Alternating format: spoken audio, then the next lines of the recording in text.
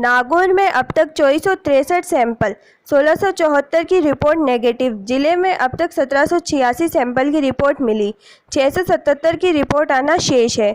जिले में कुल 112 कोरोना पॉजिटिव मरीज। बासनी बैली में गांव का आंकड़ा 102, लाडनू में 5, परबतसर में 3, कुचामन 1 तथा रूण में 1 पाए गए। जिले में सोमवार को कुल 135 नए सैंपल लिए गए।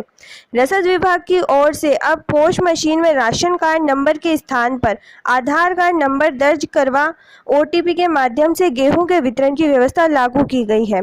इसके लिए उपभोक्ता को राशन सामग्री प्राप्त करने के लिए अपना आधार कार्ड लाना अनिवार्य होगा। जिला रसद अधिकारी पार्थ सारथी ने बताया कि वर्तमान में कोरोना वायरस के चलते दुकानदारों को संक्रमण से बचाने के लिए ration ward number post machine में दर्ज कर ओटीपी के माध्यम से खाद्यान्न का वितरण किया जा रहा है। मुख्य चिकित्सा एवं स्वास्थ्य अधिकारी डॉक्टर सुकुमार कश्यप ने बताया, लॉकडाउन में आम जन को जांच एवं दवा वितरण की सेवाएं मोबाइल ओपीडी वैन के माध्यम से दी जा रही है। अब तक इससे 1841 लोगों की जांच एवं उपचार किया गया।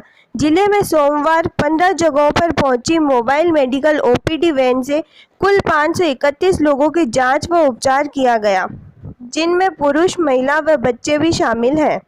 ओपीडी वैन में चिकित्सक व पैरामेडिकल स्टाफ सर्दी, जुखाम, बुखार, मधुमेह, हाइपरटेंशन की जांच एवं उपचार के साथ गर्भवती महिलाओं की एएनसी जांच कर रहे हैं। नागौर जिले में अब तक कुल 2463 सैंपल लिए जा चुके हैं, जिनमें से 1786 की रिपोर्ट प्राप्त हो चुकी है, जिनमें से 92 पॉजिटिव, बाकी शेष सभी नेगेटिव रिपोर्ट प्राप्त हुई हैं। हमारे द्वारा ये प्रयास किया जा रहा है कि अधिक से अधिक सैंपल लेकर के, और हम जहाँ कहीं भी अगर कोई हमें शक हुआ हो तो उसके सैंपल्स लेकर के और इस बात की सुनिश्चितता कर ली जाए कि उस क्षेत्र के अंदर और कोई भी पॉजिटिव कोरोना के पेशेंट्स नहीं हैं। इसके साथ साथ ही हमारे द्वारा विशेष प्रयास इस बात के भी लिए किए जा रहे हैं कि राशन सामग्री का वितरण प्रॉपर तरीके से हो।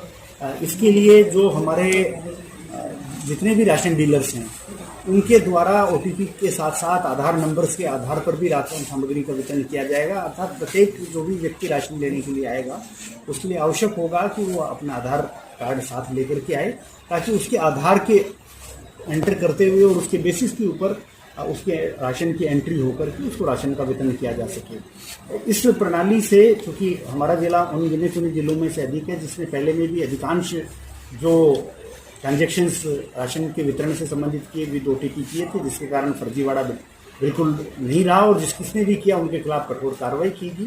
और इस प्रणाली के साथ में जो फर्जीवाड़ा होने की संभावना है उसको बिल्कुल ही शून्य हम लोग कर देंगे।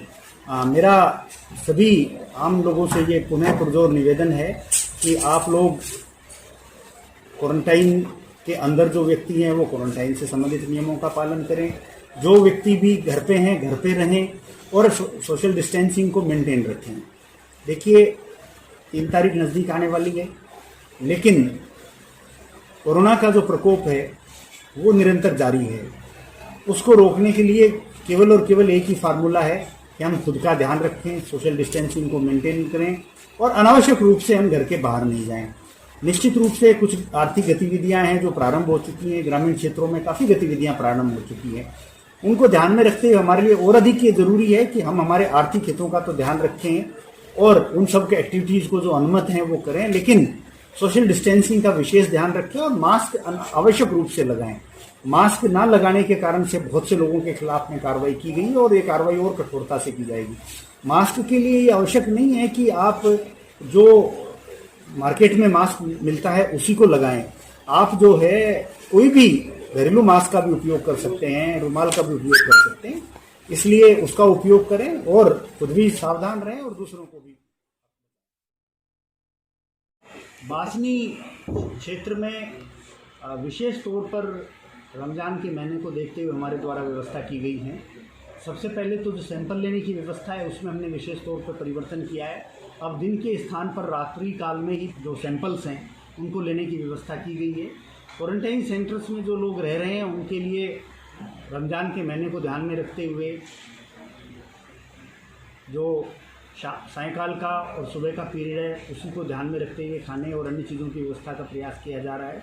साथ ही साथ में लोगों के सैंपलिंग के लिए भी जो गाइडलाइंस गवर्नमेंट द्वारा जारी की गई हैं उनको ध्यान में रखते हुए कॉन्टैक्ट ट्रेसिंग के साथ साथ उन लोगों के भी जो ILI के पेशेंट हैं या जो अधिक आयु वर्ग के लोग हैं उनके सैंपल्स लेने के लिए भी विशेष तौर पे हम प्रयास कर रहे हैं। मेरा बासनी के लोगों से विशेष तौर पर आपके माध्यम से अनुरोध है कि देखिए, अब तक जितने लोगों के सैंपल लिए गए थे उनमें से 7 लोग बिल्कुल ठीक हो चुके हैं। ये सही है कि बिल्कुल ठीक होने के बाद भी हम उनको 14 दिन तक इंस्टीट्यूशनल क्वारंटाइन में रखते हैं। इस कारण से वो आपके पास अभी नहीं आए हैं। अदरवाइज 7 लोग बिल्कुल ठीक हो चुके हैं। बाकी भी जो पेशेंट्स पॉजिटिव हॉस्पिटल्स के अंदर हैं उनमें से भी 99% को कोई प्रॉब्लम 1% भी नहीं है। निश्चित रूप से वो क्योर होकर के सब अपने घर आ जाएंगे। इसलिए मेरा बासनी वालों से विशेष तौर पे अनुरोध है कि अधिक से अधिक सैंपल्स लें और सैंपल्स में आगे आने में कोई कोताही ना बरतें, ताकि जल्दी से जल्दी जो कोरोना का वायरस है वो डिटेक्ट होकर के और उसके लिए जो भी कार्रवाई आवश्यक है मेडिकली वो की जा सके। देखिए, अगर कोई बुज़ुर्ग व्यक्ति है, छोटा बच्चा है, अगर वो सैंपल टाइम से नहीं दिया गया तो उनमें जो कॉम्प्लिकेसी, उनका इम्यून सिस्टम कमज़ोर होने के कारण से जो डेवलप हो जाएगी, बाद में उसको कंट्रोल करने में दिक्कत आती है और ऐसा व्यक्ति रिस्क फैक्टर में चला जाता है।